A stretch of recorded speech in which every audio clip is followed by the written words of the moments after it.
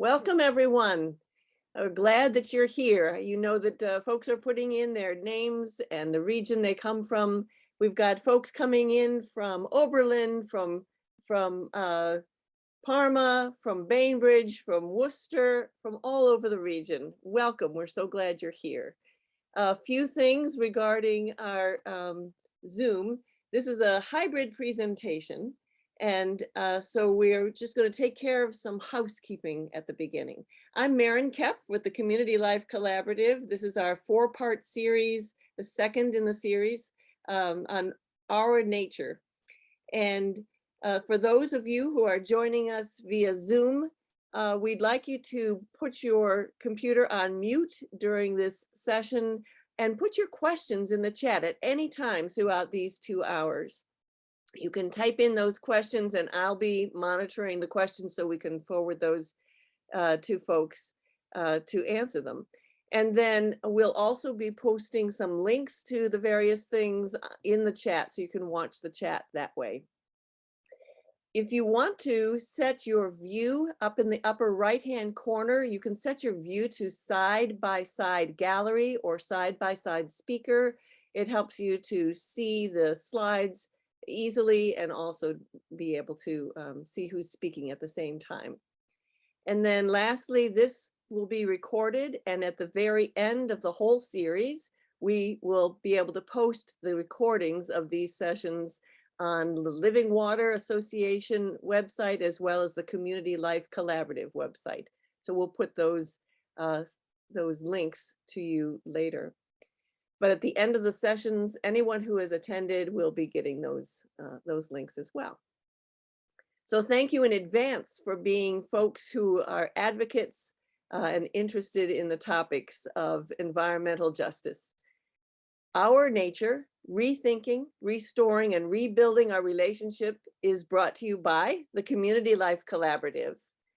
The Community Life Collaborative is a nonprofit, and we are all about empowering collaborations among players that are advocating for a just and sustainable world. We are bringing groups together that keep critical conversations in the forefront and that inspire shared action. So one way that we do this is with these hybrid presentations, such as this series. We could not do this without our co-sponsors partnering to bring these powerful events to you, such as these today. We have Living Water Association, the Northeast Ohio Regional United Church of Christ. And with us today is Michael Howard. Reverend Michael Howard is the Minister of Faith in Action with the Living Water. Michael, could you say hello? Give us a few words. Hello, everybody. Thanks for attending our session today. My name is Michael Howard. I'm the Minister of Faith in Action for the Living Water Association, which serves 150 UCC congregations in Northeast Ohio. So we're glad to be able to support this series, to be able to have these very important discussions, and to be able to partner and collaborate with people all across the region who have intersecting missions to care about creation, to care about our communities, and to care about our earth. So thank you very much, and we're glad to be here. Thank you, Michael. We'll be hearing from him more later. And also a collaborator for today's event is the First Church in Oberlin, and representing them is Reverend David Hill. David, will you greet our guests? Sure. So welcome this afternoon. We are delighted you are with us. What a wonderful opportunity to partner with our association and the Community Life Collaborative. You'll be hearing more about what our Green Team has been working on, but we're just delighted to welcome you, whether you're in the building or tuning in remotely. Delighted to have you. Thank you. Yes, we welcome those who are at Oberlin in the church right now, as well as those who are joining us by Zoom. And we know that faith organizations are already in a good position for community organizing. And so that's a big part of this series. So welcome to our nature series. This is all about exploring human nature and our tendency to disconnect with local ecosystems. And what we're going to look at is the ramifications of that disconnection. Throughout this series, we'll highlight some folks who are leading as change agents using models that we can all replicate. Today's focus is democracy, spirituality, and the built environment. Our keynote, David Orr, will teach us about the compounding issues of climate change and rethinking the built environment in response. So here's how it's going to go for the next 2 hours. Here's what you can expect. We'll have a short video that will set the scene for our conversation about the built environment. Then a wonderful presentation by Dr. David Orr, Distinguished Professor of Environmental Studies and Politics. We'll take a short bio break. We all need that when it's a 2-hour meeting, right? And at that time, we encourage folks who are online to enter questions into the chat if you haven't already, because after that 5-minute break, we'll have a question and answer time with David Orr. Following that will be a community discussion where we are able to eavesdrop as folks discuss how they have implemented some clear energy actions. All right, so that's how we'll go for this day. To help us all connect with some of the possibilities of some common understandings, we want to have you please watch this short video with me. It tells the story of how faith communities can take action to reclaim responsibility as stewards of the earth. And then after that, we'll hand it over to Reverend David Hill to introduce our special guest. So here's the video. Take a moment.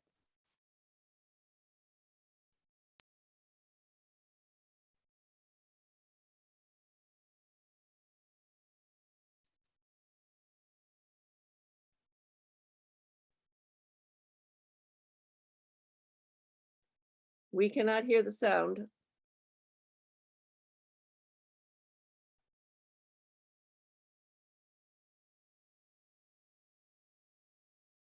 In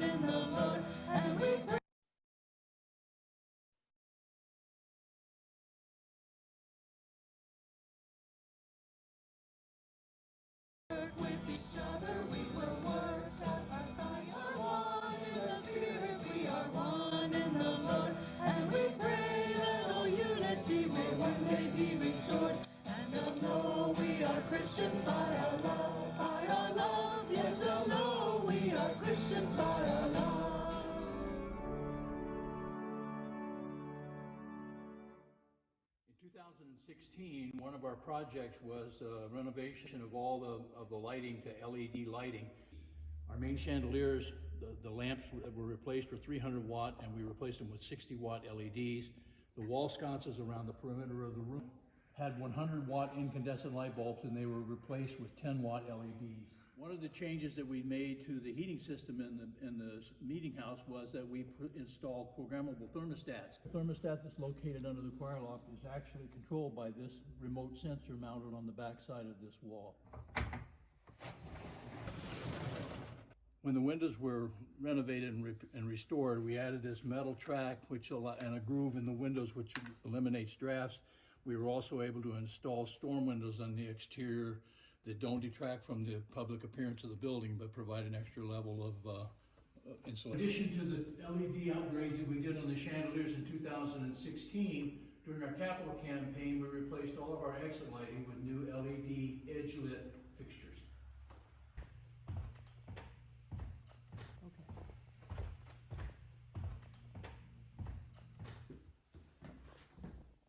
Again, as part of the renovation, we installed touchless, water-efficient devices in all of our bathrooms. So when you're washing your hands,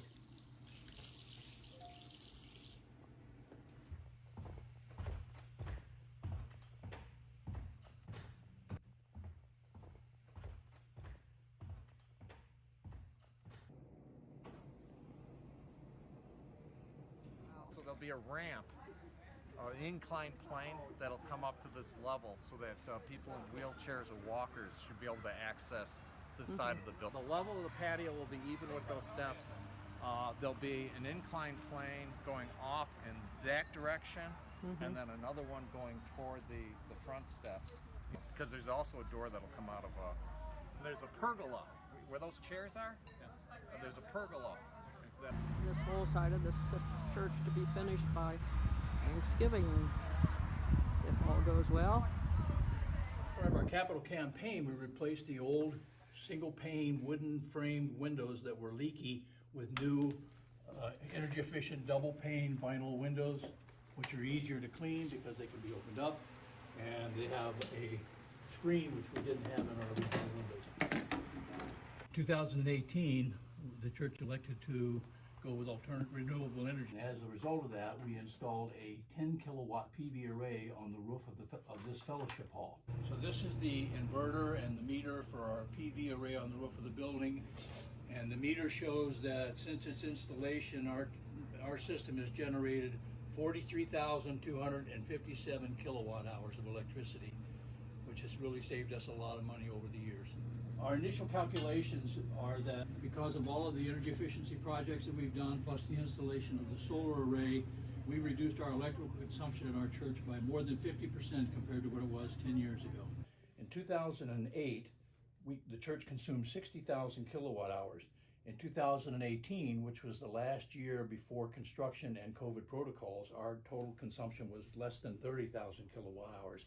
We know that as a result of our projects, our consumption is going to be even lower now. So one of the things that we discovered in our construction project was that the exterior walls and the overhead of the JFO room, as well as all the other spaces in this 67 addition, had never been insulated. So we had a project to install insulation in all these areas. And so I came in here and the worker was putting in insulation and there was nothing in the walls or the ceiling. So one of the major projects was to add insulation and help improve the thermal efficiency of the building. Was there any insulation in here before? No. Wow. How about the walls? No. Are you planning, is that what all this? Yeah, there was no insulation.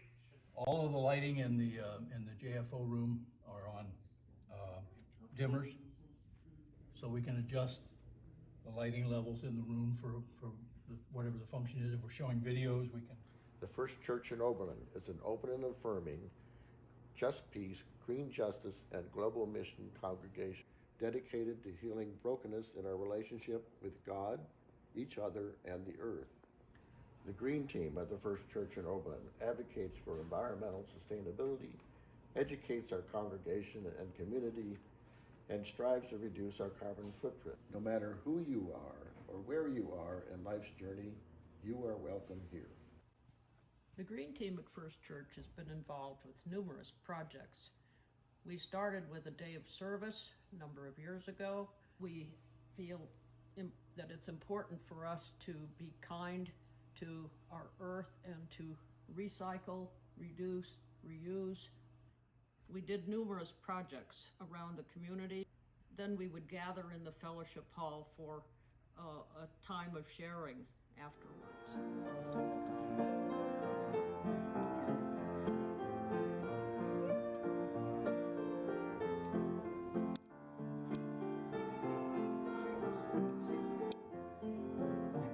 This is our fellowship hall, and some of the lighting projects we did in here was to replace the incandescent lights with LED lights and the chandeliers, and to replace all of the windows with thermally insulated double pane windows.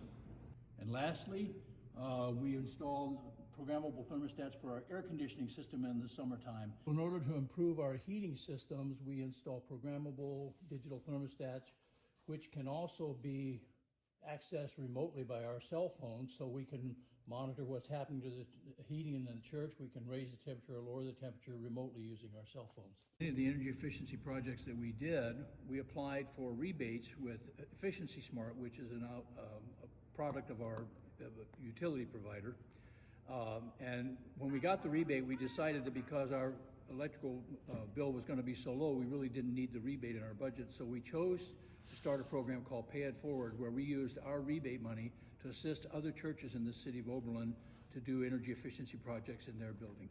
The Pay It Forward program involved 4 other churches sharing their rebate dollars to assist each other in doing energy efficiency projects. This is the lighting project what we did at the Universalist Unitarian Church, where we installed new LED lights in place of their old fluorescent fixtures? Using the technology that we already have in place and the heating and cooling, but it made it as most efficient and effective with the programmable thermostats, swapping out the light bulbs, adding the solar panels. The fact that we did all this on a historically significant building and we were able to do it without fundamentally changing the appearance of the building is important.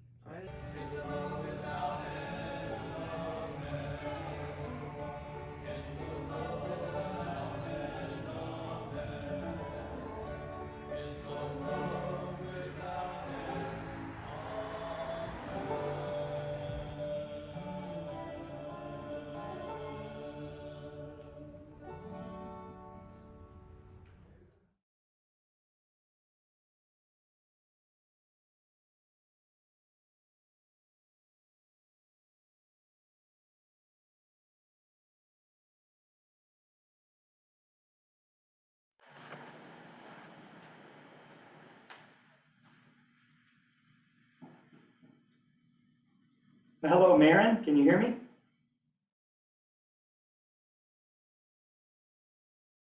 Yes, I can. Great. Great. So, Michael Howard again. I want to introduce to you our special guest for this morning, this afternoon. David Orr is the Paul Sears Distinguished Professor of Environmental Studies and Politics Emeritus at Oberlin College. He's the counselor to the president at Oberlin College from 2007 to 2017. And he's presently a professor of practice at Arizona State University. He's authored numerous books, including Dangerous Years, Climate Change, The Long Emergency and the Way Forward, Down to the Wire, Confronting Climate Collapse, Design with Nature, Earth in Mind. And he has been the co-editor of 4 other books, including Democracy Unchained, which is just released in 2020. He was a regular columnist for Conservation Biology for 20 years.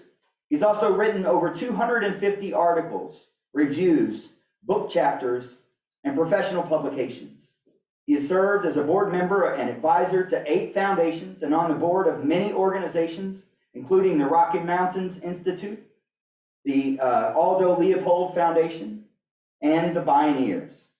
Currently, he's a trustee of the Alliance for Sustainable Colorado and Children and Nature Network. He's been awarded 9 honorary degrees and a dozen other awards, including a Lyndhurst Prize, a National Achievement Award from the National Wildlife Federation, a Visionary Leadership Award from Second Nature, and a National Leadership Award from the U.S. Green Building Council, a Lifetime Achievement Award from the North American Association for Environmental Education, the 2018 Leadership Award for the American Renewable Energy Institute, and a Lifetime Achievement Award from Green Energy Ohio. He's lectured at hundreds of colleges and universities throughout the United States, Europe, and Asia. He's a founder of the Atlanta Environmental Symposium, the Meadow Creek Project, the Oberlin Project, the Journal Solutions, and of the State of American Democracy Project from 2017 until now. He headed the effort to design, fund, and build the Adam Joseph Lewis Center, which was named by an AIA panel in 2010 as the most important green building of the past 30 years. One of the 30 milestone buildings of the 20th century by the U.S. Department of Energy, and selected as one of 52 game-changing buildings of the past 170 years by the editors of Building, Design, and Construction magazine. He was instrumental in the design and funding for the platinum-rated Peter B. Lewis Gateway Center, Hotel and Conference Center, and he's currently working at Arizona State University on the Repair and Strengthening American Democracy Project. We'll now welcome our distinguished guest, David Orr.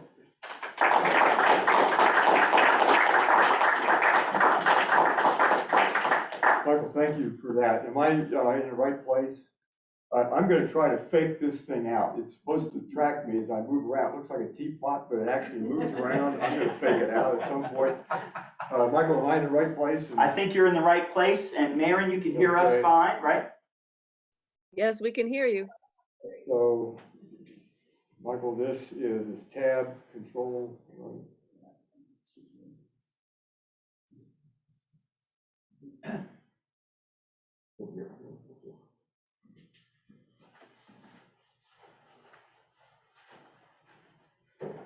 You're the first audience in 2 years that hasn't been in little boxes on a screen.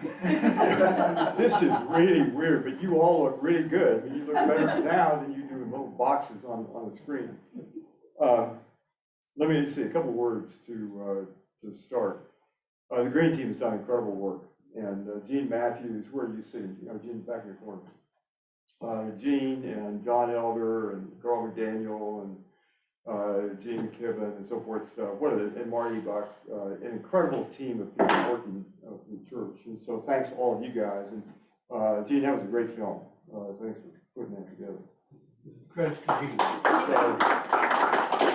Now, I'm going to do something that speakers aren't supposed to do. I'm going to talk about something different than it was advertised.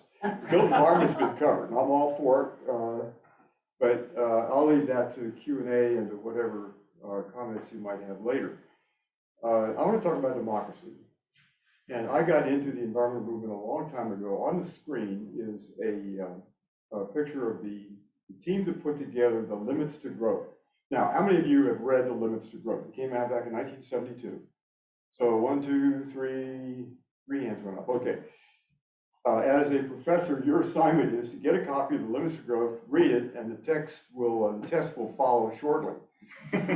This was a seminal book. The second guy in here, Jay Forrester, is a professor of management and systems science at MIT.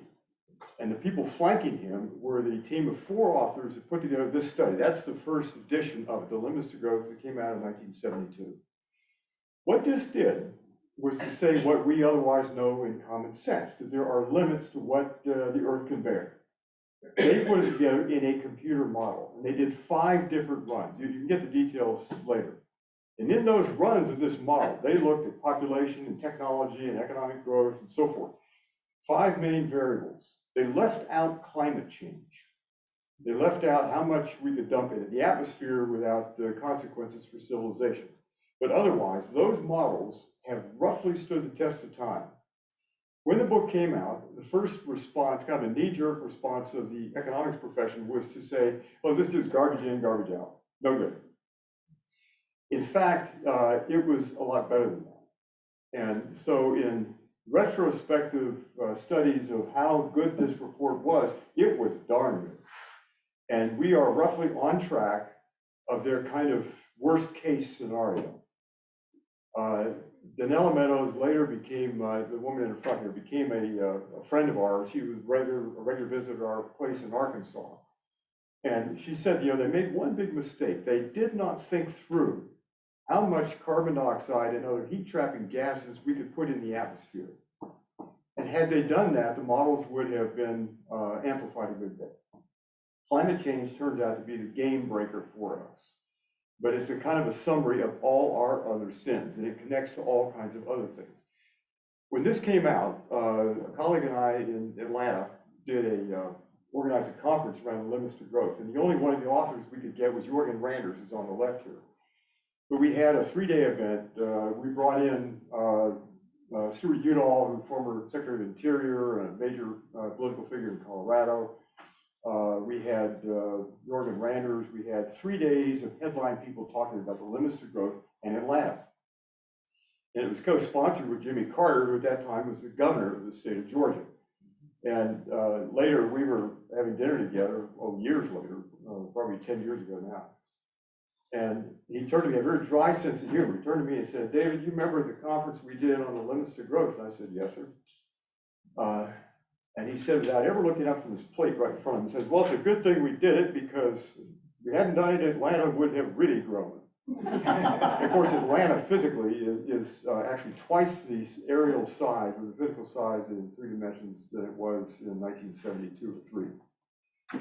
So that's the start of a lot of things. This is the 50th anniversary of Oberlin Street Road, and it still reads well. And the studies that have gone back and tried to replicate it find out that it was, or establish that it was right on track.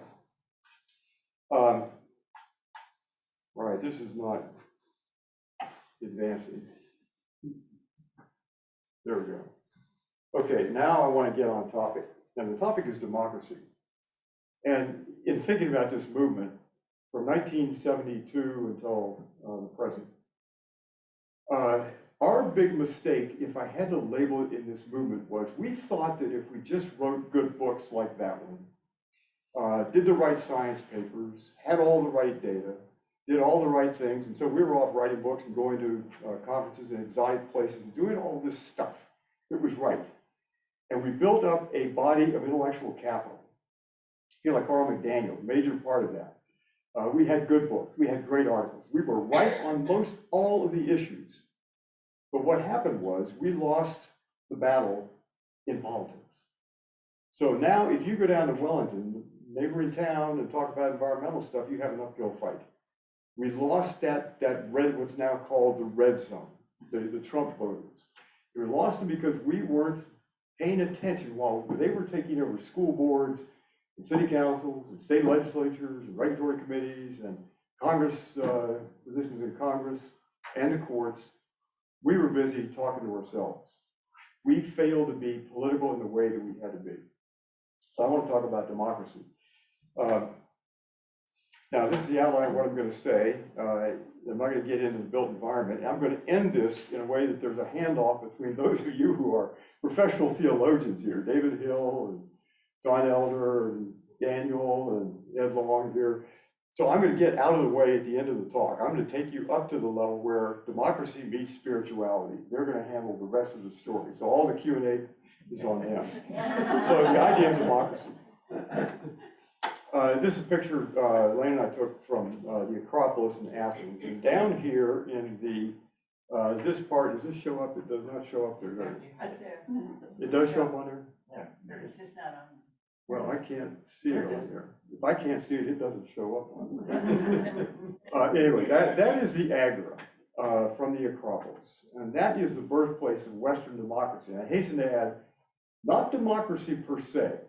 There are good examples of democratic behavior in tribes and other civilizations long before this, and coterminous with it. The Iroquois Confederation didn't know anything about this, but they developed a pretty good model of a working democracy.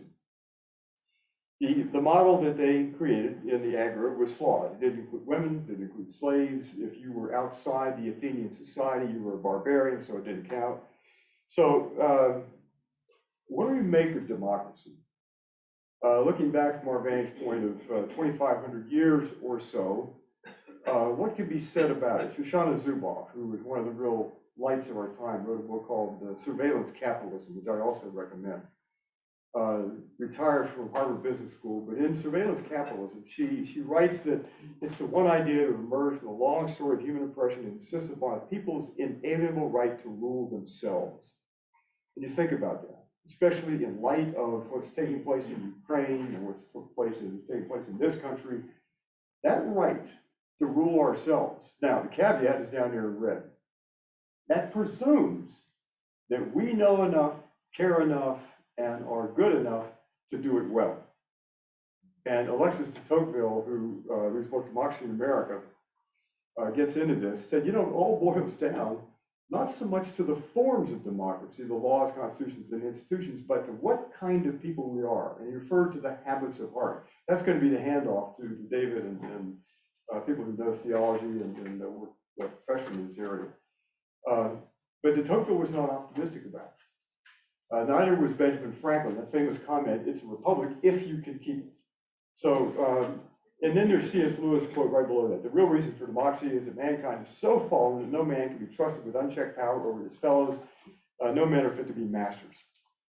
Now, that recognizes, I put here in the red caveat, that we are a fallen, sorry bunch. So when we say we the people, one author's recently recommended, we say we, the fallen people, we're flawed. And so democracies can vote to end democracy. Democracies can vote, as it did in the Jackson era, to kick the Cherokees out of Georgia, the Long March. That sad chapter in American history. Democracy can vote to have slaves. So it depends a lot on what we, the people, are. Democracy's a bet. And it's always a tenuous bet that enough people will know enough and care enough and be patriotic enough, have that wide, long view and compassion enough to be a democratic society. James Madison agreed with this. There's a conservative view of democracy, in other words, an optimistic view. The optimistic view says we're so good that we ought to be in power, and the cure for what ails democracy is yet more democracy. And then there's a pessimistic view that says, as Madison was, and most of the founders were, that no, we're fallen. And so you build a system that's going to be democratic, you have to have checks and balances, transparency, accountability. You have to build that into the system. Reinhold Niebuhr famously said, man's capacity for justice makes democracy possible, but man's inclination, just read people's inclination, to injustice makes democracy necessary. That rings really true. So I want to start with that background. Democracy, we take it to be a good thing automatically. It is not necessarily a good thing automatically, but it's just better than all the other things that we tried. The quotes on the screen are from Thucydides' History of the Peloponnesian War. And I'll read part of this. War, he writes, this is all a direct quote, war gave both sides a ready chance to invoke outside help in order to injure their opponents and gain power. Words changed their ordinary meanings. Impulsive rashness was held the mark of a man. Think of all the tweets and so forth that goes out on social media. The cause of all these evils was love of power due to ambition and greed. Neither justice nor the needs of the state restrained them. Their only limit was the caprice of the hour. They were prepared to satisfy a momentary rivalry by the unjust condemnation of an opponent or by a forcible seizure of power. There was no reconciling force, no promise binding, no oath that inspired awe. Inferior minds were, as the rule, more successful. Does that remind you of anything? Like the headlines in the paper every day? Now, put this in here because Germany was the Germans were the best educated people on the planet. And yet they were seduced by Adolf Hitler. This is the Nuremberg rally. This is the first of the Nuremberg rallies that he held there. So the question we have, and it applies to us now, is how did that Germany of Luther and Bach and Goethe and Beethoven and Humboldt and Schiller descend into the moral abyss of Hitler, Himmler, Goebbels, and Auschwitz? How did that happen? And the warning is it could happen here. A famous theologian, not William Sloane Coffin, I'll think of his name in just a minute, wrote a book in 1972 in the background of the Vietnam War that said that America is actually the heir to the Nazi Empire. We were the heir to it. There was this strain in America. That was 1972. And so a half century, give or take, later, we look at that and we wonder, what is this disease that broke out in the Trump years? What happened to us? And it wasn't just Donald Trump. I'll come back to that point later. Now, second point on the outline here. Are we a democracy? Well, probably the best study of this question, data-driven study by Benjamin Page and Martin Gillens. Long book, but establishes that there is a very wide gap between what we, the people, want and what policies, regulations, and laws we get. Think of this as like the Grand Canyon. And the bridge that ought to connect that, public opinion, what we want ought to be reflected over here. In fact, it isn't. So in their survey, they go through this, and an updated study shows the same thing. What you and I write our congresspersons about doesn't really matter. It's who gives the money. So that's nothing particularly surprising about that. This is a study, the World Values Study, and on the right-hand side, the box in the red is the US data. And what data show when people ask young people, and basically people of all ages, and it's surprising because it doesn't go down much when you get to the higher age group, the 60 and above crowd, our age bracket or older. Is it necessary to live in a democracy. And the fact is, most people now worldwide say, or a growing percentage of people worldwide say, no, it's not. And so they look at now the Ukrainian situation is going to change this. This is going to be a moving target. But the data up through 4 years ago, the last published data we had from them, is that democracy is not considered to be a value. And so we could sacrifice it for authoritarian rule. Authoritarian rule of Chinese get things done so quickly and so fast. But think back to Shoshana Zuboff's definition. The only system that we've ever established to protect the dignity and inherent worth of individuals. Is democracy dying? The press is full of these are foreign affairs and Atlantic cover issues. The Economist and several other organizations chart democracy, and what they find is that we are. Do you see that? Yeah. I cannot tell where that is. Why can I? By your ankle. Look at it. I can see it down there. I can't see. Oh, there it is. A little tiny thing. All right. What the economists show is, in the coloration is is the legend behind this, that we're backsliding democracy. And this data only goes up to the end of the Trump years. So we'll see what the Economist reports and what the Freedom House and some of the other organizations report in coming days or coming years. On key issues, background checks for guns, overturned Citizens United, Medicare option for health insurance, regular drug prices, and so forth and so on. The 2017 tax cut, Wall Street bailout, got the least support. Guess what passed? Any guesses here? Surprise, surprise, the 2017 tax cut and the Wall Street bailout. Money rules. Now, this is no surprise to any of us, but it is the problem that was identified a long time ago by Aristotle. Oligarchies, democracies tend to fade into oligarchies and so forth. In the net worth category, in those 20 years that this is reports, the top 1% to increase their net worth $20.5 trillion, while the bottom 50% lost $852 billion in net wealth. This is just out. This is the numbers. You can't read that, but that's the whole purpose of PowerPoint presentations, to put data on screens that the audience cannot read, not can possibly read. But if you'll cover your left eye just for a second, we'll do this as an eye exam. What this shows is that in the past 2 years, this data has just been released in the past 10 days. In the past 2 years, during the COVID years, the net worth of the wealthiest went up 1.7 trillion. So you start down there, Elon Musk was worth 24.6 billion at the start of the COVID years.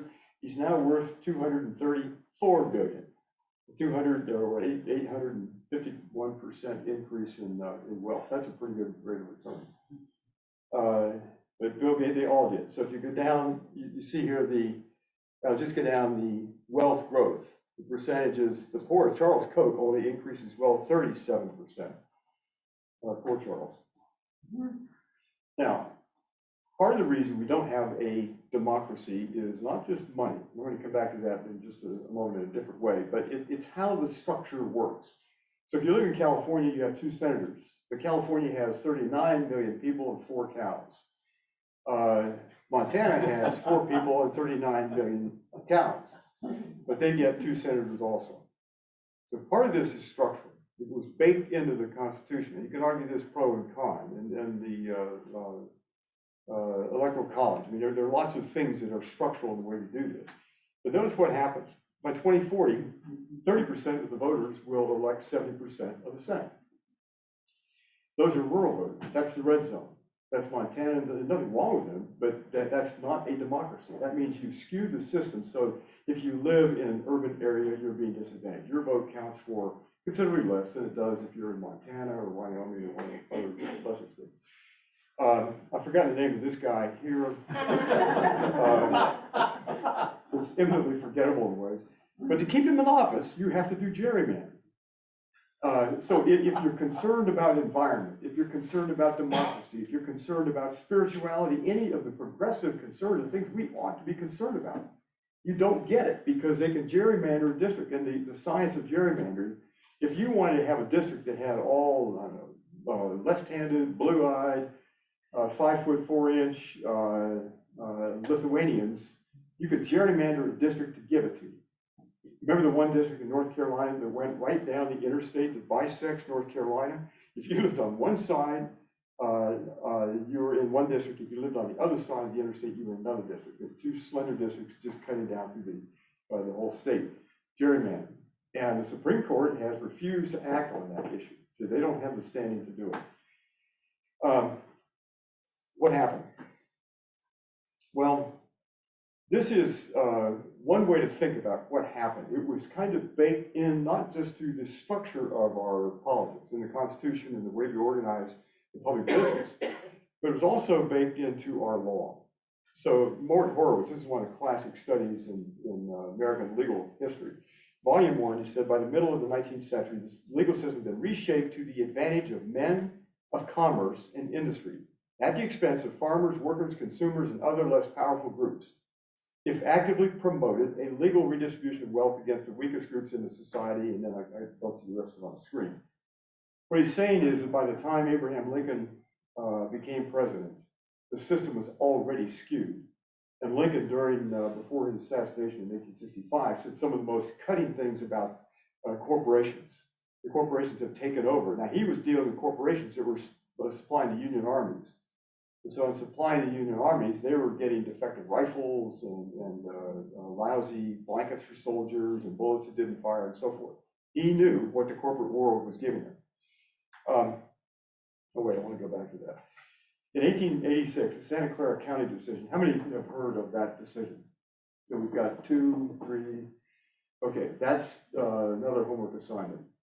In that decision, it was otherwise about the minor issue of unpaid taxes along railroad rights of way. And the decision went to the Supreme Court. The Supreme Court actually, it turns out, didn't decide this issue. The taxes, they kind of waved it off. But in the headnotes to their, quote, decision, their report back on this, the headnotes were not written by the Chief Justice of the Supreme Court. They were written by a man named Bancroft, who was a secretary to the court. And Bancroft happened in his spare time to be a lawyer for the railroad business. And he said in there that the court assumed that corporations have the same legal rights of persons. You and I are persons. We have a limited lifespan, we live, we die, we have family, we have values, we're people, we're persons. We can be in one place at one time. Corporations are without a limit, they can live forever. There are pots of money looking for the highest rate of return. No particular values, although they tell you they don't like greenwashing, but there are no particular values. It's profit. This is one of the issues now in the Ukrainian crisis, because they're doing things that are, well, I'll come back to that later. But what the court decided was purportedly to have decided was that corporations have the legal rights of persons. Now, what that meant was they were covered under the 14th Amendment. They were given due process. They were given rights of free speech. All those things that we think we have, the Bill of Rights and those subsequent bills, particularly the 14th Amendment, a due process, that was given to corporations. But that's not really what the court decided, but it has been assumed ever since. Buckley Vallejo, that spending money in campaigns is a form of free speech. Then you get down to Citizens United, and we can come back to that later, but the role of money legally, and the Supreme Court has, almost every really good historian of the court says it always, or seems almost always, to end up on the capitalist corporate side of issues. You see that now in spades. What else happened? Well, in 1947, Frederick Hayek, who's the guy there on the left, and Milton Friedman, the guy on the right, pulled together, mostly Hayek at that time, pulled together a group of economists that met at a place called Mount Peller in Switzerland. And what they did was to lay out a game plan for the long-term development of capitalism to displace government. And remember now, this is right the way to World War II. And so socialism had failed in Russia, and fascism in Germany and Italy. And so they were looking at how do we what do we do now? And their answer was to give more control to markets. Markets became everything. Standing in their way at about the same time, Carl Polanyi, writing, happened to be in, he was a British citizen, but he was living in Bennington, Vermont at the time he wrote the book, The Great Transformation. And it's another book worth reading, still in print. And Polanyi said, if you assign that much power to corporations and to markets, you will gut society. And so we live in the wake of that. Now, what the Mount Pelerin folks did was to lay out a long-term game plan. So think ahead here to 1980, the election of Ronald Reagan, who bought that hook, line, and sinker. Maggie Thatcher, who famously said there's no such thing as society. There's no we here. It's just I, me, and mine, just individuals, atomized individuals. That was the view of Mount Pelerin society. So you ask what happened here.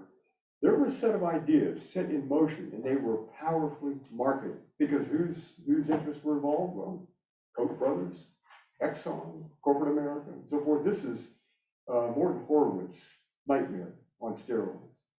The corporations took over. He saw it coming in his book, but it was evident to people, some people like Lincoln and even earlier Thomas Jefferson arguing about corporations.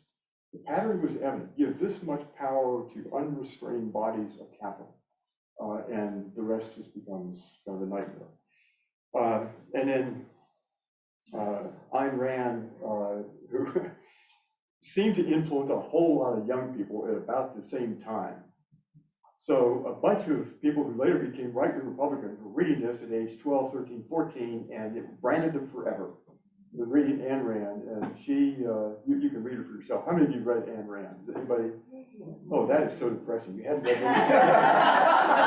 You read Ayn Rand? Oh my God. David, could you guys handle this a little bit? Just keep adding it on, David. In 1971, what else happened?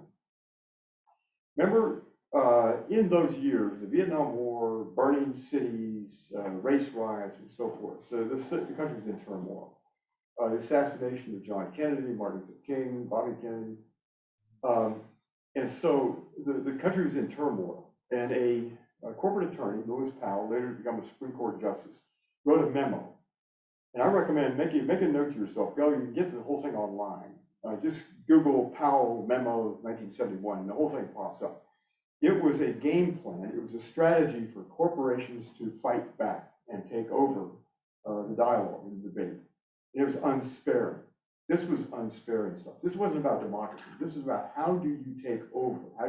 What's the counterattack look like? And so out of this, there are a bunch of right-wing organizations founded. And I don't mean to be negative. Let me clarify language here just a minute.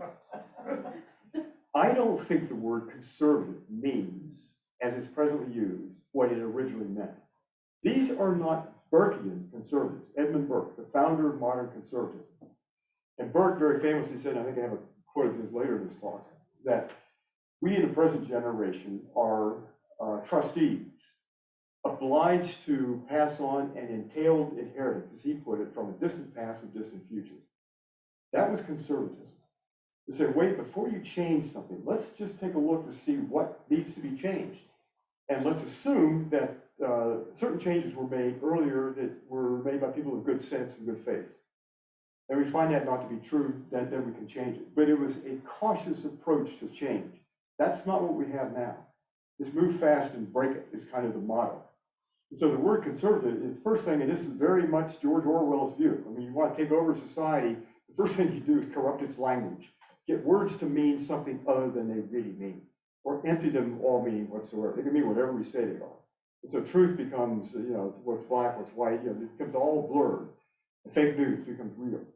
So what's happened is that real conservatives, the kind that I think I knew growing up, have been drowned out of the party, the Republican Party, to be blunt about it. If you're a real conservative now, Eisenhower could not be elected. Reagan could not have been elected in this Republican Party. So anyway, and then there was a theory that government was always a problem. And it didn't start with Reagan. It goes all the way back into the anti-federalist years. It's a strain in American politics. It's been there a long time, and sometimes like a virus or whatever, it pops up and you have a little epidemic and it goes back down. But this anti-government, the government is always a problem. Remember Reagan said that the 9 scariest words in the English language were, "I'm from the government, I'm here to help you." Well, yes and no. Every organization can be a problem. With government is not going to be any better than what we demand it to be. And that's the electoral process, that's democracy, that's the alert citizenry, that's us demanding transparency and honesty and accountability from elected officials and regulatory bodies and so forth, at all levels. The problem was that they created a very large megaphone. So half of the TV watching market, news watching market, gets their news from Fox News, give or take 50%. That's a problem. It's been a big problem in my somewhat extended family, starting with my sister, who is extended. And then there was this, there was a change in tone. And I grew up in the Eisenhower 1950s and early 60s. That was a different era. And I remember in the 1970s, even being testifying before a congressional committee run by Morris Udall. And what I remember so much about that was the camaraderie between these guys. And they're mostly guys. But they could disagree in the committee hearings as they did about public lands. But they could go out for dinner that night. And they could meet socially. There was camaraderie. Now that's gone. And so you find this percentage of people who don't want their sons and daughters dating the sons and daughters of people within the other party. The animosity has gone very deep. Well, Newt Gingrich, who I got to know in Atlanta, I lived in Atlanta, I got to know him briefly, unpleasantly. But one of the great problems he wrote, we have in the Republican Party is that we don't encourage you to be nasty. We have to learn to raise hell, stop being so nice and realize that politics is above all a cutthroat struggle for time. One of the great journalists of our time, Jane Mayer, and one of the great lawyers at the time, Zephyr Teachout, 2 great books on the corruption of politics. And Jane Mayer, who writes frequently for New Yorker magazine, did a recent article on Jenny Thomas, Clarence Thomas's wife. And pay attention to this. This is important stuff. We deal with a system that is corrupted pretty much thoroughly all the way through federal offices and now increasingly in the state. These guys look familiar? That's Paul Manafort. That's Roger Stone. And that's Lee Atwater on the right. I put this up here because these 2 guys you know, because they were part of the dirty tricks era in American politics. But the pioneer of this was Lee Atwater. And Lee Atwater, I think I've taken this slide out just to shorten the talk. Yeah, I have. Lee Atwater died of brain cancer. He's the guy who developed a campaign around Willie Horton and demonized Willie Horton and so forth and connected him with Michael Dukakis. Do you remember that campaign? Nasty advertising. Totally cynical. As he's dying of cancer, Lee Atwater writes an article in Life magazine, a confession. He said, "I was nakedly cruel to Dukakis." And he apologized for that. And he said, "America can learn on my dime. Don't behave like I behave. You know, keep politics at a higher level." Unfortunately, it came too late, and the other 2 guys didn't hear it. I put this slide in. It's what happened in the airwaves. In a moment, you're going to see just a red map of America, which is over 90% of the landmass in America. This is ownership of media. And this is Clear Channel. And for Daniel, who works down in Mansfield, notice the concentration of Clear Channel radio stations in the Mansfield area. This also violates the law. This is more concentration than there ever should be. But I'm sorry about this slide. It's not a real good slide, but it was taken from a photograph. But Clear Channel owns 11 of the 17 stations, and that's probably 5 years old right now. But the same thing's happened elsewhere. So if you get in a car in Kansas City and you drive to Salina, Kansas, as I've done numerous times, once you turn on the radio dial, it is just hate and venom.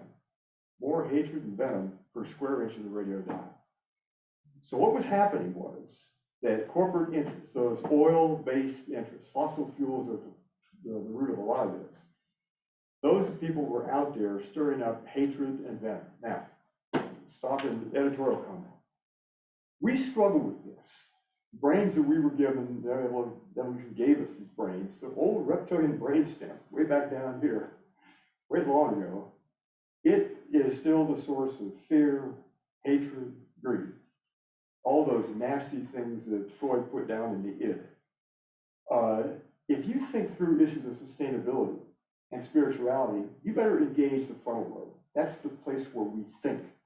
That's where tough thoughts get.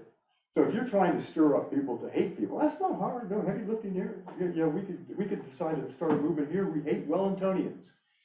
The Wellingtonians plan to take over Oberlin. We've got to stop this. And they're all have fangs and so forth. We could stir up a lot of hatred, especially if they were immigrants or people of different color and so forth. That's easy, no heavy lifting. But once you say love, compassion, sustainability, all those, that requires thinking those things through. The word justice can't be given a short, accurate definition. So you get into this, it's a different kind of world, but that's what they did.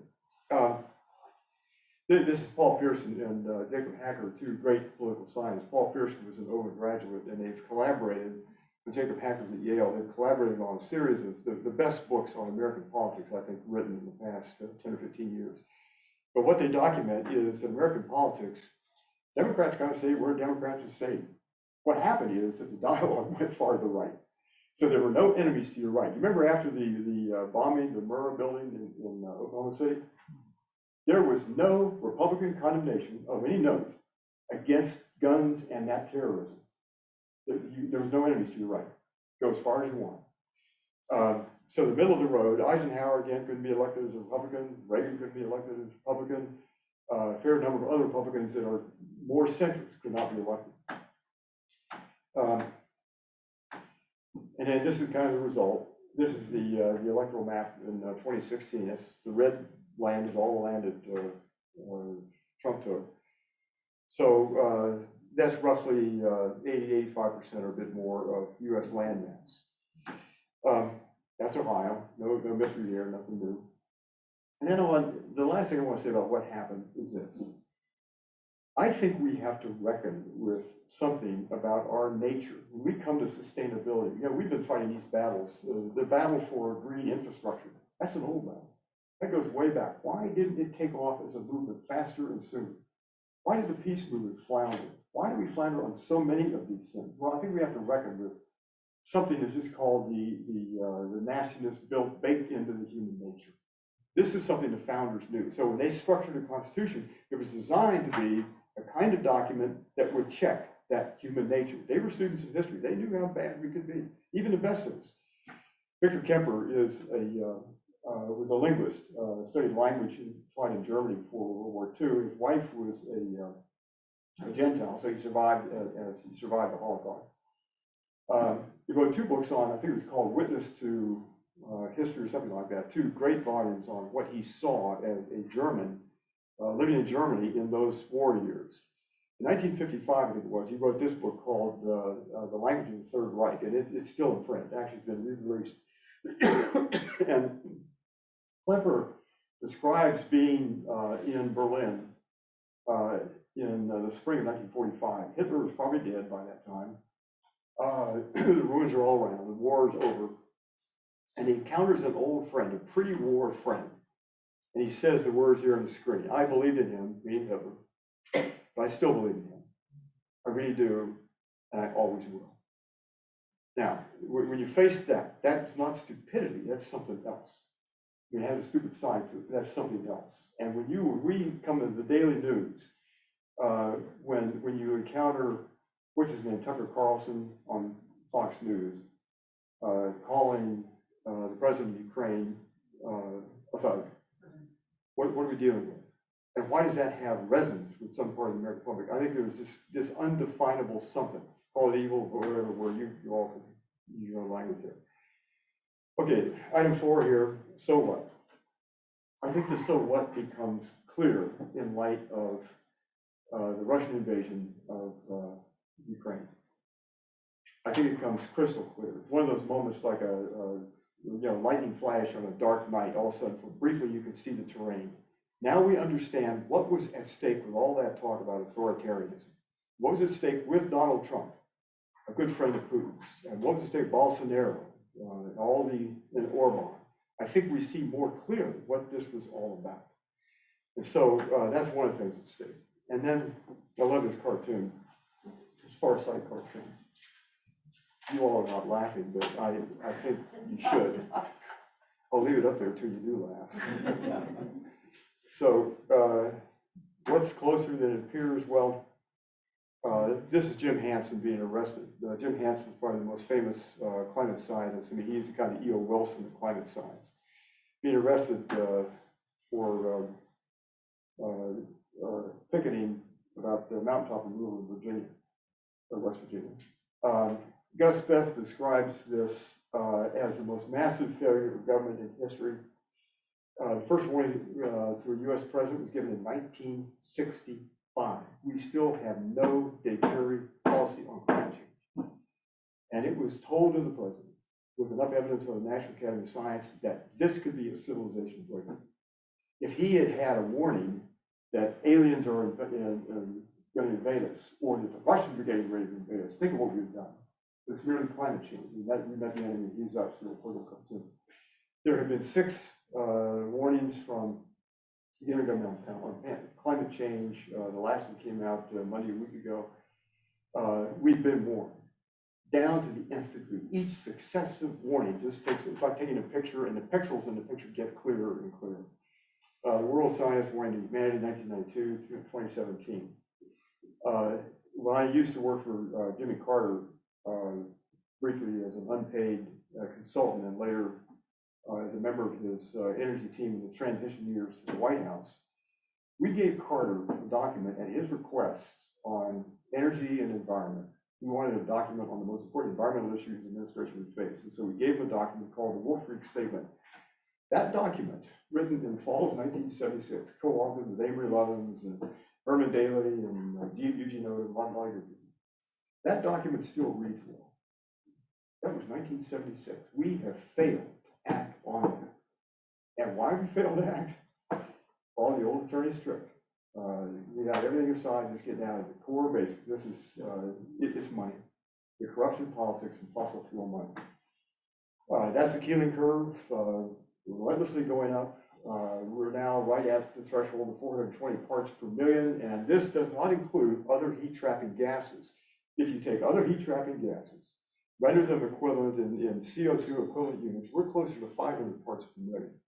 The last time the Earth was, those levels were experienced in the climate, something like, what, 3 million years ago? Probably you can help me here, it was a long time ago. And then we find out that the Earth was, the seas were a good bit warmer, or a good bit higher and warmer. That was a different planet. We created the basics for that different planet.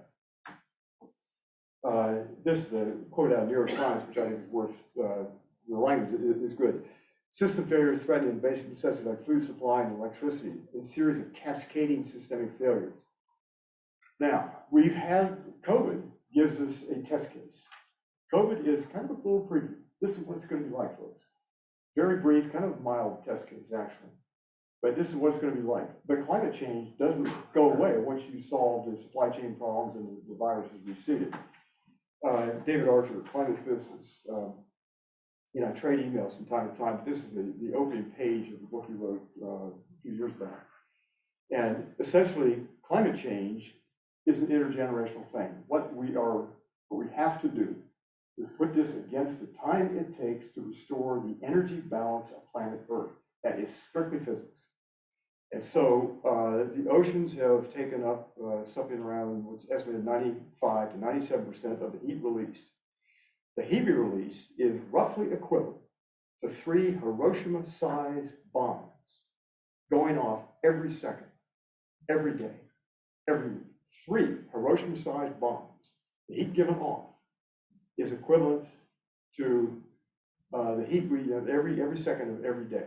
That's what we're doing to the planet. That's not going down, that's still going up. So this is a long-term crisis. So when we think about solving the climate crisis, the word solution takes on a whole different meaning. It's not solvable like fixing a broken carburetor on a pickup truck. It's not solvable in that mechanical sense. So there are things, better and worse things we can do to head off the worst that's coming, but we bought ourselves a certain level of nastiness. Okay, that's all the bad news. Here's the way forward. People say that's so pessimistic. And I used to go around with the guy, the Marine Corps colonel. we gave a talk, I forget where it was, out Kansas City, it must have been.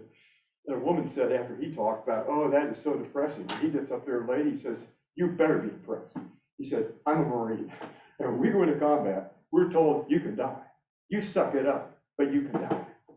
You know, there's a certain amount of Zelensky kind of courage that we have to summon to deal with this issue. And the energy then to convert that courage into what has been called useful wrath. Useful wrath. Not to sit and just get mad and stew, but to figure out what can we do. That's one of the things I like about the green team. The question was, what can we do, not how bad it is. Okay, at the top here, democracy 1.0. Athens, Greece. Flawed. Didn't include women, didn't include foreigners, didn't include slaves. There's a lot of things bad about it. It made some real bad decisions. The Peloponnesian War, the quote from Thucydides, that was really bad decision. To get in war with Sparta. Democracy 2.0.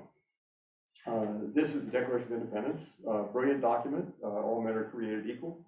Change the word men to all people are created equal. Add generations to it, and you've got a pretty good document. That was a pregnant document. You could move to a better world from that document. U.S. Constitution. The only place where austerity is mentioned in our founding documents is in the preamble to the U.S. Constitution. In that little scroll right there. That's all. There's very little case law about it. We're trying to build a case law. The Giuliano lawsuit recently was one of those. There are other laws. Ecuador has passed a rights of nature part of its constitution and so forth. There are other things that have happened. That's democracy 2.0. All of us grew up in democracy 2.0, democracy/capitalism 2.0. Now the question is, can we improve those things? So here's democracy 3.0. Here's just some thoughts. And this is part of the group that we've organized at Arizona State University and Denver group and Pittsburgh, New York, Washington, D.C. This is our democracy and climate project. How do you build a new democracy? What's the conversation around? How do you build a constituency to fight for these kind of things? So let's start with we the people. How about the rights of nature? How about the rights of future generations? Build that into it, because if you give future generations the rights of the Fifth Amendment and the 14th Amendment of due process, then you can't give them an uninhabitable planet. You have to give them a stable climate. They have rights and access to nature. So that ought to be part of this conversation. So we do have a group working on a chapter of the book and a whole series of meetings around the rights of nature and rethinking the Constitution. Imagine the founders writing the Constitution as the founders had known in 1787, but we now know about how Earth works as a physical system. How would they have written a constitution or organized a government for a world of surprises, feedback loops, long lags between cause and effect? And what would that document look like? What would that government look like? Steady state economy. Item 2 here. We can't expand here. And so how do we limit growth but allow development to occur? Think of, I don't know, the arts. You don't want to constrain art and creativity, but sheer physical growth, the throughput from mines and wells and forests and farms and oceans through this pipeline we call the economy to dumps and waste and atmosphere. That's what has to be constrained. So putting limits on that. And once you put a limit on it, then you say to Jeff Bezos, now worth what, $230 billion? You can't have that all. That's going to get taxed away. And so you set, let's say, a floor and a ceiling on income. Nobody could fall below a certain floor, but nobody could rise above a certain ceiling. Let's talk about that. What is the right distribution of wealth? Let's have that conversation. And then have it within and between generations. Let's talk about how this applies to the next generation. Civic ecological education. We're members of two communities. One is the political community. The other is the ecological community in which we live in the planet. How about workplace democracy, worker-owned companies, decisions about technology, we'll come back to that in a moment, deliberative democracy, military, how about abolishing nuclear weapons? And guess who came out for abolishing nuclear weapons decades ago? Henry Kissinger, Sam Nunn, conservative, William Perry, and there were a couple other involvements, but conservative people who had been at the center of power and knew what it was like, and knew that sooner or later you weren't going to control it. The number of accidents, we dropped a 5 megaton bomb on North Carolina by accident out of a B-52 some decades back. We were not at war with Carolina at that time. We went on worldwide alert when people with the radar screen mistaken a flock of geese flying in from Canada toward the United States. The geese were even unarmed. This is a slender thread. We can't exist with that much longer. American democracy, I'm going to just skip through the last couple slides. Let's take back public language. This is to Pete Wayner and Bill Ritter in conversation down here at the hotel during our second State of American Democracy conference. Civil democracy or civil conversation between a progressive Democrat and a conservative Republican. William Barber. Yeah, I remember one line in Barber's that stuck to me that he said in the talk he gave down here at the end of the conference, our ideas are too puny for our circumstances.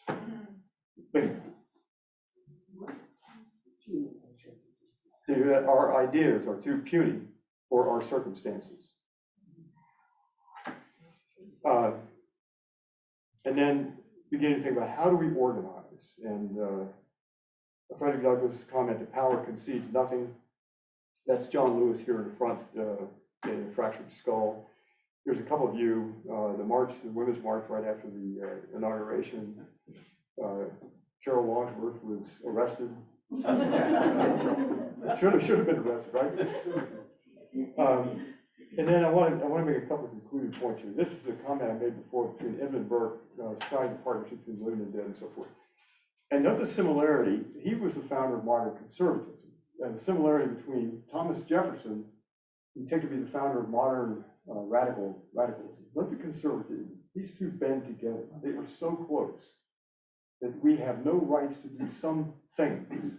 And this is where conservatism and liberalism come very close to the same thing. Let's fix the US tax code while we're at it. Those people down here are holding it up. A couple of positive things. At root of a good bit of what ails our democracy from the very beginning of this century to the present is fossil fuels. We now have technology which allows us to get off fossil fuels. Not a little bit, not gradually, but very quickly, in a matter of decades. So by 2050, if you ask, could a society or could the world be run on sunshine and efficiency? The answer is yes. That is not a technological problem. It's not an economic problem. It's a problem of political will. This is Bill McKibben, who many of you met when he's given talks here, suggested brilliantly, the Russians are going to cut off the flow of oil and gas to Europe. Europe needs heating and cooling. So, bingo, we've got a solution. How about using the War Production Act, which is on the books and has been used to make millions of air-to-air heat exchanger heat pumps. Carl McDaniel put me on this a long time ago. They're good down to check around. The state of the art now is very mild down to -5 degrees. It still works below 5, but keep a steady temperature up down to 5. Some people say it's good down to -15. So why don't we massively make heat pumps, ship them to Germany and so forth, so they can stay warm and cut off the gas. Great idea. Democracies can do this kind of thing. Now, I want to end with two things I think are provocative. This is Facebook. I'm not a Facebook fan, by the way. We introduced technologies for which we have had no public debate. We didn't do the analysis. We shut down the Office of Technology Assessment in 1994. That was a Newt Gingrich thing. We're going to save money. So that was a little bit like turning the headlights off while your car is moving at high speed on windy mountain roads. What could possibly go wrong? So let's stop and democratize technology decisions. When the Swedes were asked about, do you want nuclear power? You know what the government did? They said, hey, well, let's think about it. We'll take a year or 2 years, however long it takes. We'll organize communities. We'll provide some money so you can have the debate on those technologies called delivered democracy. Some people got together in meetings and they discussed it. They had money to bring in experts, and so they could talk it through. Imagine our democracy doing the same. One of the magisterial intellects in the 20th century was Norbert Wiener. And he wrote this little book called, I'm blanking on the name of the book, and I think I have it in my briefcase out here. Anyway, he was thinking about the advance, and this is 1947, the advance of artificial intelligence, computerization. He saw where it was going. He was one of the great minds behind it. He saw where it was going. But then he said, we must face the fact that every degree of independence we give the machine is a degree of possible defiance of our wishes. The genie in the bottle will not willingly go back into the bottle, nor have we any reason to expect them to be well disposed to us. That was 1947. That was for movies like The Terminator and so forth. You want to stop and talk about these things? How do you have conversations like this in a democracy? This is where the democracy has to be expanded. How do we begin to think about the future? What we're now doing? We're technological fundamentals. Whatever comes out of the pipeline is better than what didn't come out. Oh, wait a minute. And the assumption that speed is always better than anything slow. Now we find, hey, slow food is pretty good. Slow communication builds friendships and neighbors. I mean, so speed is not an automatic good. Neither is the flow of information. Let's talk. And we have the means to do this. In political science, there are a number of people doing what are called deliberate democracy experiments. And how about this? The book down here by Elaine Scarry, it's called Thermonuclear Monarchy. Her point of this book is you can't have a democracy and have nuclear weapons. Can't be done. Nuclear weapons, by their nature, will have to be used quickly as preemptive strike or a retaliatory strike. There'll be no democracy. There'll be no discussion. And so this idea you can have a democratically organized world and nuclear weapons, she says, is nonsense. Let's talk. Let's talk. And let's have an intergenerational conversation to the extent one can imagine that kind of conversation. But let's include the Ukrainians in that. And let's include people from Syria. But let's have a big conversation.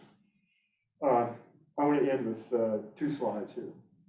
This is Anne Risson-Spirn, who's one of the great thinkers in landscape architecture. She writes, now's the time for telling new tales, retelling old dilemmas, how to live in the world and preserve it, how to sustain tradition and foster invention, how to promote freedom and cultivate order, how to forge identity and value difference, how to appreciate the parts and grasp the whole.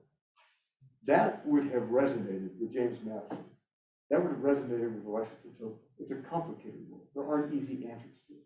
We end up trying to balance things that appear to be radically opposed. Most things aren't that radically opposed. And finally, this is a summary of what I've been saying. I think democracy is worth repairing and improving, but it's not a slam dunk case. It's a case that has to be made every generation. Democracy won't survive for long in a warming world. A lot of other things won't either. We can't fix the climate problem until we fix democracy, whatever the word fix means. It's more complicated than that. That's James, what's the name? This is climate scientist, James Hansen. And habits of heart. That's where the church comes in. That's the bridge from this talk to spirituality. That was de Tocqueville's phrase. He said, it isn't the institutions that make you democratic. It's your dispositions. And he didn't think, he's often quoted saying, America was such a good people. He didn't think we were good people. He thought we were a pretty nasty breed, actually. If you read that long book, both volumes of that, carefully, he was pretty skeptical about what we, the people, are. But he thought if we were to be good, habits of heart had to be cultivated. That's where First Church comes in. Fixing democracy requires a long overhaul, a thorough overhaul of democratic institutions and government. This isn't a fix of getting the John Lewis Act passed. That's a step. It's not just a few things that we do. It's going to be a lot more thoroughgoing. It has to be much more thoroughgoing than that. This is an intergenerational project of exploring what democracy 1.0 and democracy 2.0 portended to the far horizon. Climate is a long emergency measured in centuries, perhaps millennia. We don't know. We dug a very deep hole. We changed the biochemistry of the earth and its atmosphere. And it will take us a long time to restore that. Our job in this generation is to start the process of restoration. And then climate is an everything issue. I don't think you can leave anything out of it. It's sure part of the built environment. I mean, that's the strongest argument to build energy efficient buildings. But it strays into psychology, sociology, politics, theology. It's an everything issue. How we relate to the planet is how we relate to future generations. Now, my handoff to my colleagues came in 2 slides from John Elder. This is the Dixie Fire. And the sign down here, you'll notice is, let me see if I can get it. The time is fulfilled, and the kingdom of God is at hand. Repent ye and believe in the gospel. So I'm done with that. That's my 2 cents worth. I'm sticking to it. Thank you all.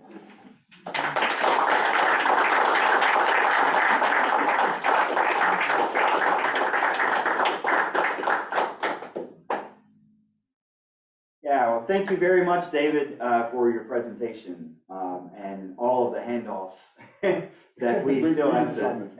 Yeah, reading assignments. Yeah, so I think we're still going to take a 5-minute break. Maren, I'm sorry if I'm taking over, but if we can have a 5-minute break, and then at 2:28 or so, we'll get started back with the rest of the program. Thank you.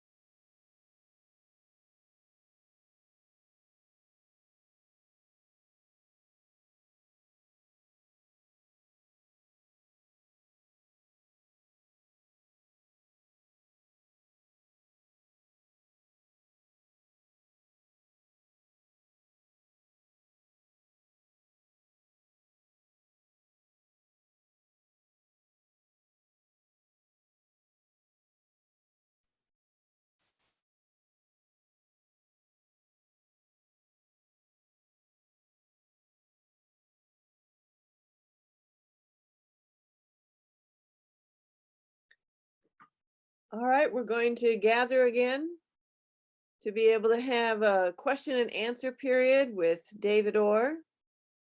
Those of you who are on Zoom, please feel free to post your questions or comments so we can share those with the whole group. Those who are there in person, we welcome your questions at this time. Then after that, we will move on to a community discussion.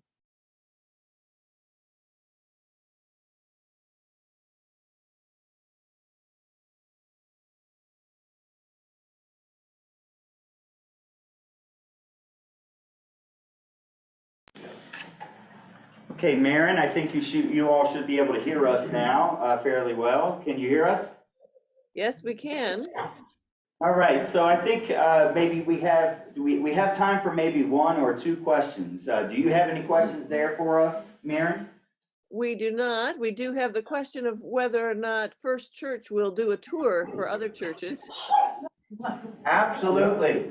Just call the office, we'll set it up. Yeah. We'll set that up. Wonderful. But are there questions from the floor? Anyone here have a question you'd like to ask? Okay, well then let's just give another hand for David Orr for his presentation. Yeah. And so I think we've got the green team and David and myself. So if whoever would like to join us, come up to the front, and let's try and see if the owl will be able to catch us if we sit over here.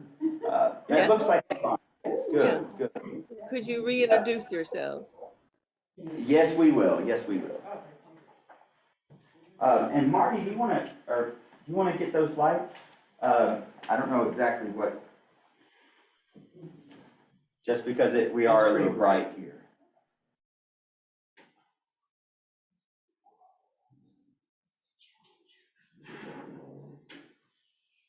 Wrong one. Everybody online, thank you for your patience. All right. Well, He wants them down. yeah, just these edge ones, just the edge ones. Thank you so much, David. So while we're doing this, and Pastor David Hill is running around, let me go ahead and give his introduction here. So joining us just real quickly, I want to give an introduction to Reverend David Hill and First Church in Oberlin's Green Team. So founded in 1834, First Church in Oberlin is an open and affirming, just peace, global mission, green justice church in the city of Oberlin here in Northeast Ohio. I think we're all right, David. Yeah. So joining me here, and David will sit down in just a moment, and you'll be able to see his face on the camera, I hope. Reverend David Hill is a graduate of Colgate University. He holds a Master's of Divinity from Yale Divinity School. After serving as a pastor of First Congregational United Church of Christ in Jefferson, Ohio for 10 years, he accepted the call to First Church in 2003. Reverend Hill has served on numerous committees as an officer of the Western Reserve Association of the United Church of Christ, which is the predecessor to Living Water, which is the organization I work for, and as a delegate to General Synod on the 50th anniversary celebration of the UCC. So thank you for being with us, Reverend David. And as the Green Justice Church, the First Church in Oberlin's Green Team focuses on an education around issues of environmental sustainability and costs environmental responsibility on a personal and local level, as individuals, as a congregation, and as a denomination. Through their advocacy, education, and ecological sustainable practices, they're answering the calling of God to be faithful stewards of God's good creation. So thank you all for joining us for this discussion. And I'll just start with saying that I thought about calling this, can you hear me? Yeah. So I thought about calling this talk Democracy, Utopia, and First Church in Oberlin, because I thought that the history of this church might fit well into the conversation that we're doing here today.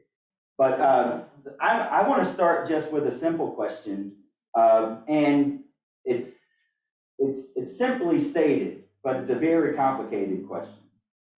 So what in the world does faith or spirituality, you can choose the language you would like to speak in, but what does that have to do with climate change? What in the world does faith have to do with the environment? What does spirituality have to do with climate change? And I'm directing that question to you, Pastor Hill, but you can tag with anybody in the room, and you have All we can see is you and the folks over here. We can't see the rest of the green team on the screen. when they start talking, the owl should move to them. So Okay. let's hope that it works. Thank you very much for that. Yeah. So I'll take a first shot at that, and I'll be interested to see how the green team wants to answer it. There it goes, but I'm all behind the light. That's all right. It's my halo. So I think one of the ways that we've talked about environmentalism in the church and through the lens of faith traditionally has been looking at Genesis and talking about stewardship of creation. But I'd like to shift that a little bit today. And I think it has a lot to do with the great commandment, which is love God and love your neighbor. And it also has to do with how we think about neighbor. I think we think about neighbor, especially in our current political context, is these are the people that are near me and think like me and share the values that I have. And we need to think more broadly than that, because Jesus certainly did. He even talked about loving our enemies. But we even need to think more broadly than that. As David Orr just mentioned, we need to think multi-generationally about it. So it's not just loving our immediate neighbors in this generation. Through the lens of faith, there is a calling to love our neighbors across generations. And that means what comes after us. And I think that's a big challenge in our world today, because we want to be able to fix the things right here and now. We have a hard time grasping things that are going to take millennia to solve. So what is the role that we are called to play in that much larger perspective in loving our neighbor as people of faith? Thank you for that. Thank you for that. Thoughts? Go ahead, Jean. Yeah, I think that's a very good comment. I guess one of the things I think is that we should expand as a faith, our concept of neighbor. The earth is our neighbor. The environment is our neighbor. We have a responsibility to think of our whole world as being our neighbor, not just people. Appreciate that. I noticed that the camera has still not shown faces, so maybe we can just go through one quick time. Just give your name, and if you wouldn't mind, maybe you can also give us a quick estimate. How long have you been members of First Church in Oberlin? So we could just go through with your names, and if you're not a member of First Church, then that's fine. Just maybe how long you've been part of this community. Okay, Gene. I'm Gene Matthews, and I have been a member of the church off and on since 1986. I had a little hiatus while I worked at Case Western Reserve University for 18 years, and I was not living in Oberlin at the time, but recently returned. I'm Jean McKibben, and I've lived in Oberlin since 1979 and been a member of this church since that time, and enjoy the community and the congregation. Martin Buck, been a member of this church for 26 years. Carl McDaniel, and we joined the church when we moved here in 2008. Thank you, thank you. So I know that we brought up, we showed the video at the beginning, and so we introduced you in some ways by showing the changes that you made to this building. And I know that David Orr has been part of changing the built environment here in Oberlin in a number of other ways. But I want to ask, how easy was the work that you did? I know that it was clear that you discovered a lot of things that you didn't expect to cover, right? But how easy was this work for you? And maybe I'll follow up with a more important question, which is, why did you go through the trouble to begin with? Okay, I guess this is going to be on me. In the beginning, it really wasn't, it's not that difficult. David used a concept earlier of steady state technology. I mean, the technologies are there, and they're not incredibly expensive. There are a lot of things that churches can do, that anybody can do in their home to improve the efficiency of their home. we elected to do a capital renovation and restoration of the facility. So a lot of the infrastructure things that we did, such as the installation of this space, those came out of the capital campaign. But actually, Marty and I spent a couple of afternoons going around and taking all the incandescent light bulbs out and putting in LED light bulbs. Anybody can do that. You can buy light bulbs for a couple of bucks a piece now, LED light bulbs, and just go through your facility with a group of people, and in a day you can cut your electric bill significantly by just simply retrofitting all your lights to LEDs. Again, some of the technologies like the programmable thermostats and things like that, those were thoughts that we wanted to do, but it wasn't really possible to do some of the more expensive stuff until we got it covered in the capital campaign. But I think there are tons of ways that you can do, and then if you use the approach that you calculate your savings from every little step that you do, and then reapply those savings to the next level of energy efficiency. So you're going to build. I mean, in our case, we did a thing called Pay It Forward, where we actually used the money that we saved, but that money could have been reapplied to additional energy conservation projects here in our building. Well, thank you for that.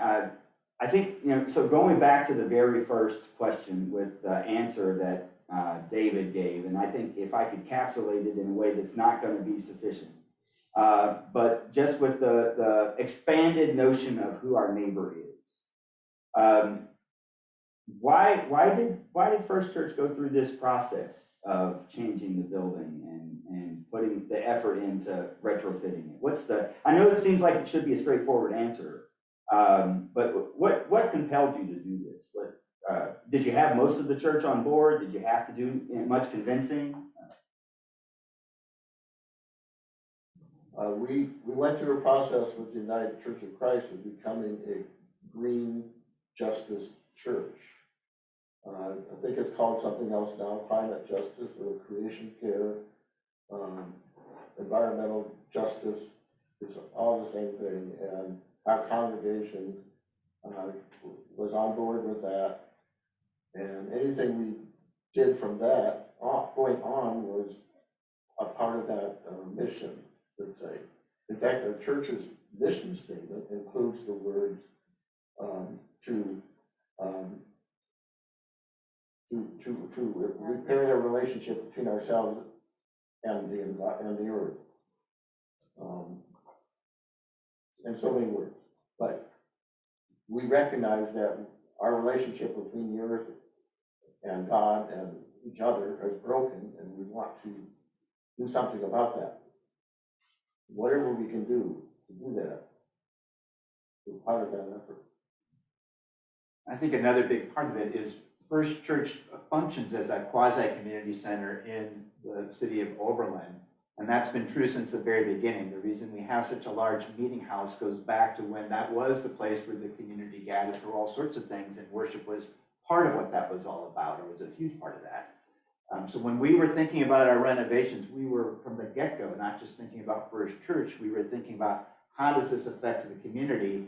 How does this make this a more welcoming thing? So accessibility was very important. But how do we also model the values that are already here in Oberlin, which are support sustainability and concerns about the environment? So how do we as a church reflect that in who we are as we serve ourselves and we serve the wider community? Thank you. Yeah, go for it, please. Yeah. One of the things I think that I think about is the simple thing, waste not, want not. And I think that kind of strikes you, and you can think about that with a lot of things, and in the church or any building or your home or whatever. And so I think that was sort of some of the driving force behind myself when I got into this. And the church only has so much money, and you can only do so many. So if you don't waste it on heating the building or lighting the building, you can do more to the core mission. And if I might, I think also one of the important things, and that was part of our thought behind the Pay It Forward program, and that is to make our church be a model for other folks. In other words, it's great that we made this facility more sustainable, but our real goal is how do we make the city of Oberlin and Lorain County and the state of Ohio, how do we expand and take the knowledge that we gained doing this project and share that with other folks, and so that the whole idea of faith and sustainability can grow from church to church to church. I very much like that vision, and the expectation of the ripple, you know, of you do something and then you're trying to share it forward, hoping that that can make a transformation larger. I want to go back to pull into some of the language that David Orr mentioned in his presentation about neoliberalism. There's a political theorist named Wendy Brown who wrote a book called Undoing the Demos. And she calls neoliberalism the governing rationality of society. And I have often translated that to what I would see as the governing rationality for Christians, maybe should be the kingdom of God or the dream of God, the well-being of the whole. And so in part of putting this series together, we wanted to, I mean, first, this is the beginning of us trying to gather together folks from across our region who care about things, who care about the earth, care about creation, and care about this work. One of the limits and deficiencies in this series itself, I think I can name. You know, in David Orr's presentation, many of the quotes were from generations or hundreds of years ago, and the language of men, mankind, right? We don't have a whole lot of women presented in this series. And so that's one thing I think we've got to work on. Also, in the last session that we did in Summit County, Ohio, we focused on environmental racism, but the majority of folks in that conversation were not people of color. And so we've got a little bit of work to do here. And so I said all that to open up this question as less a criticism of you and more of just a stating of how do we get at this work. I think that the work that you did in this building is really beautiful. And I think much of the hurdle above the political hurdle that most congregations have about people caring about this is the financial hurdle of putting the kind of investment that you did into your building. I want to ask you, though, if you've given thought to, or what have you thought about beyond congregations and even, you know, corporate spaces, normal everyday folks who live in homes that may not be sustainable. How do we get at that challenge? I'm asking the question, not expecting anybody to have a straightforward answer, but I think that this is a question we need to ask, right? Because we're not just wanting to pay it forward to another church, but really get to that, which is how the governing rationality of people's everyday lives. How do we move from this to that? So, Gene, could you talk about power here in Oberlin? Yeah. I think that's a natural lead into that. Yeah, so actually, David Orr was one of the prime movers in developing an organization here called POWER, which stands for Providing Oberlinians with Efficiency Responsibly. But essentially, it's a nonprofit organization that does just that. We're using funds that are provided by the city, as well as some donations and taking advantage of rebates from the utility companies. But essentially, we have an energy advocate who goes into people's homes and assists them with doing energy audits of their homes, and then funding to some degree the work that needs to be done to make their homes energy efficient. And one of the things that we were able to do just recently was we were able to set up a grading system so that based on your income, Power will pay anywhere from 25% up to 100% of the cost of making your home energy efficient. And that's been a very successful program. And the city of Oberlin, now, of course, to your question, you know, Oberlin's different. Not a lot of cities are going to put out money to do the kind of things that we're doing here in Oberlin. And so Oberlin's very special in that sense. We actually have, David and I serve, and I think other folks here may serve on a committee right now called the Climate Action Task Force. And we're talking about making Oberlin be a resilient community, about what happens when those environmental disasters that we know are going to come, are we ready? Are utility providers and is the community itself able to withstand that? So there's a lot going on in this community that outside the walls of the church. Clearly, some of the churches in the community are very critical to making that happen. Part of our philosophy behind the Pay It Forward program as well was to help the members of the congregations that we helped see how energy efficiency can work so that they could take it back to their homes. So we are trying to grow it sort of, I don't know if you think about ripples, but by helping that church, then you hope that church's congregational members will endorse and adopt those kinds of lifestyle changes. Against what Reagan said, in Oberlin, government is part of the solution, not the problem.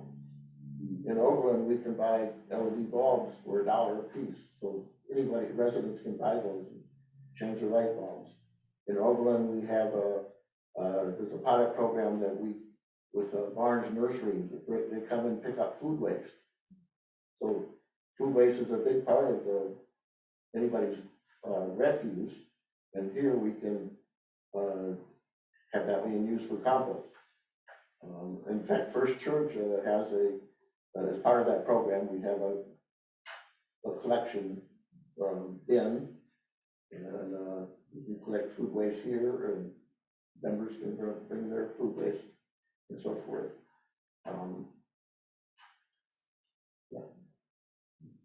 I think we're very fortunate here in Oberlin to have a tremendous amount of coordination between the city, the college, and the community as a whole in what has, many of you know, as the climate action plan that has occurred.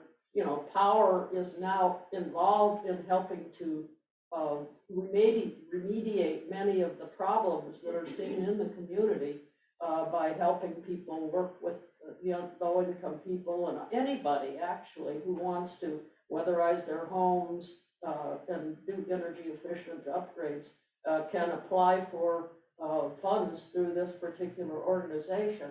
And I think that's something, and we have within this room a whole bunch of people who are involved in a variety of things around the community. And of course, we have our instigator of things, David Orr over here, who has created a lot of interest within the city and keeps prodding us to go on a little bit farther. Power is a kind of organization that we would like to model for other communities. It works, and it's just folks getting over that mental hurdle that says, well, how do we do this? Well, like the city of Oberlin did. You make a decision to do it, and then you figure out how you're going to get it done. I think we're coming close to time. I want to end with a couple of comments and then one short question. A couple of comments being one, I think what is at the surface here, like the image of the iceberg, what's all underneath that we can't see. I think there's an intersection between the work that we do around climate change or creation care and all the other social justice issues that many people of faith care about. And so I think we have alluded to that in some of the comments, not just about the city's coordination with the college and this church here, but also even in Marty's conversation about food.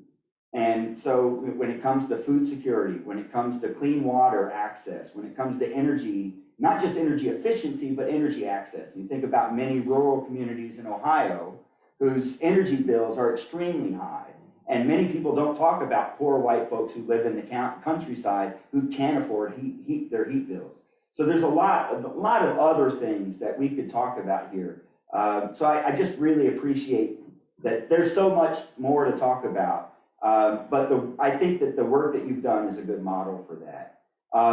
The second comment I wanted to make was about, you used the phrase resilience. So in my job, I'm charged with helping congregations do community engagement. And one of the frameworks for doing community needs-based assessment is actually a model of resilience, measuring the effect of change that might happen if a disaster comes, and how quickly a community can respond and adapt and get back up in operation. And so mentioning those only to say there's so much into this conversation we just can't get to in a couple of hours. So my final question for you is really simple. If other congregations or other church groups or other organizations are interested in following up with you with questions or information, or if they would like to learn about your model or even the conversation about what's happening in the greater city of Oberlin, who should they contact? How do they get involved with that? I think the easiest way would be you can go to the website, fill out a contact form, or you can just email the office, which is office@firstchurchoberlin, all spelled out, .org, or you can call 440-775-1711.